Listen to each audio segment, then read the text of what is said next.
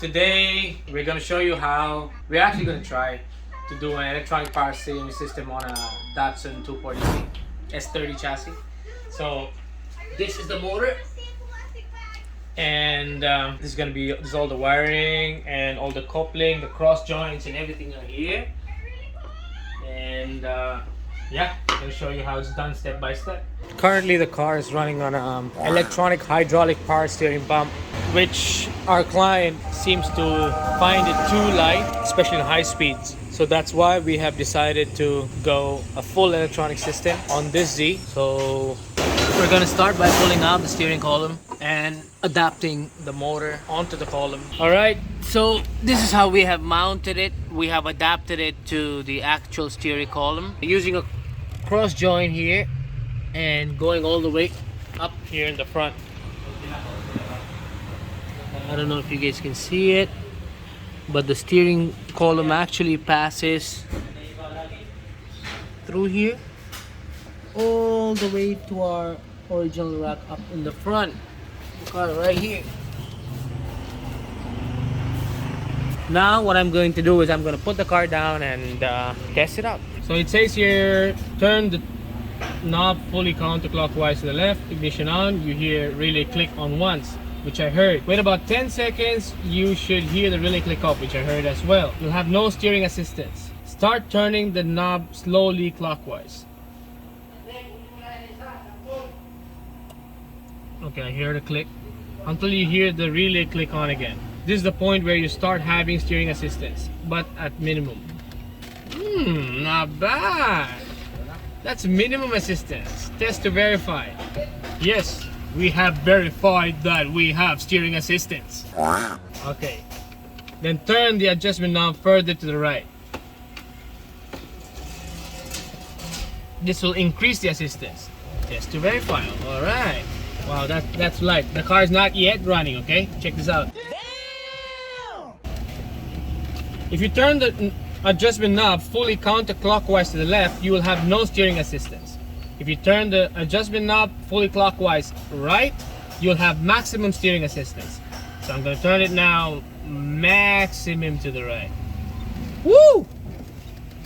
Set up. This is nice. Wow. God.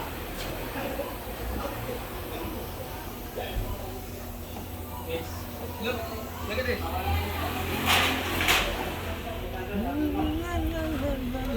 Engine's not running. Test this now. Put it in neutral.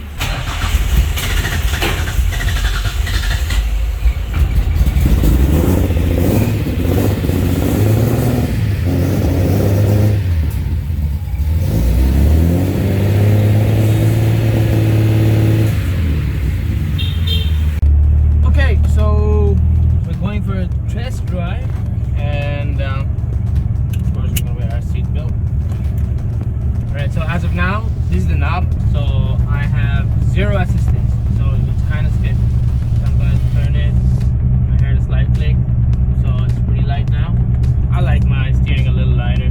The reason why we have gone with this steering setup is initially we did an hydraulic electronic power steering system, and the client said that during high speed we were not able to get any speed input because this is a 1972 Datsun and we don't have any speed sensor.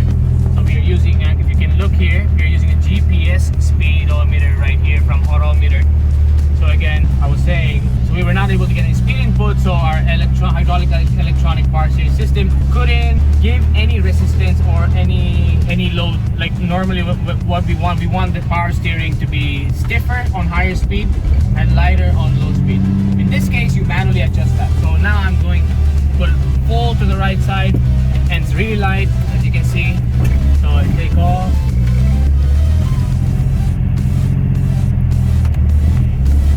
I actually have to remove the steering wheel and center it out, but the alignment is good.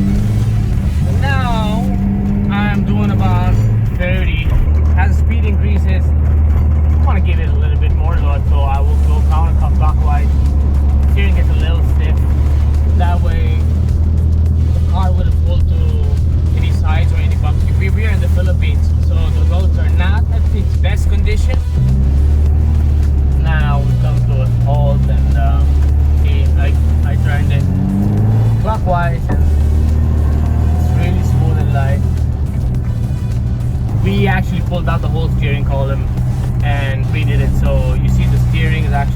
center. The wheels are not, so we are gonna remove it and align it later. We're just going for a test drive to see if everything is okay before we release the car to our client.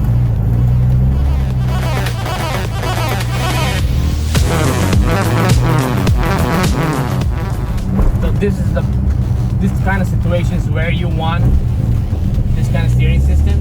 So now you want to back it off. You want to give it like full assist. So you turn it clockwise and the steering gets really light, especially low speeds. I hardly need to use any effort when I'm on this system. It's nice and clean.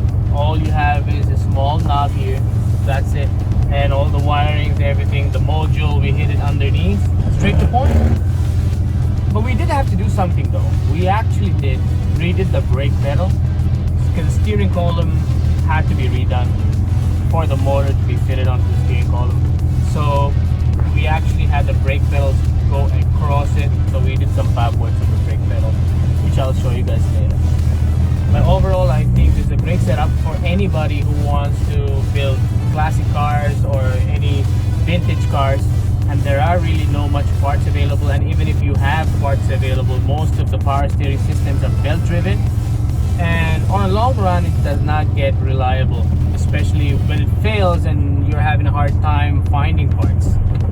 In this case, there's plenty of parts available. The motor is available, so parts are easy to get. So this is what I was talking to you guys about. This is the power steering motor right here.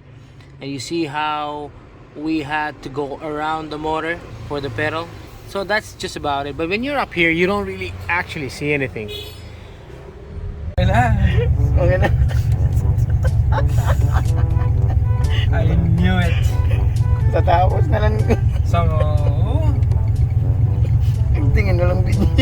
My cameraman is actually holding the camera without recording, so yeah, special problems.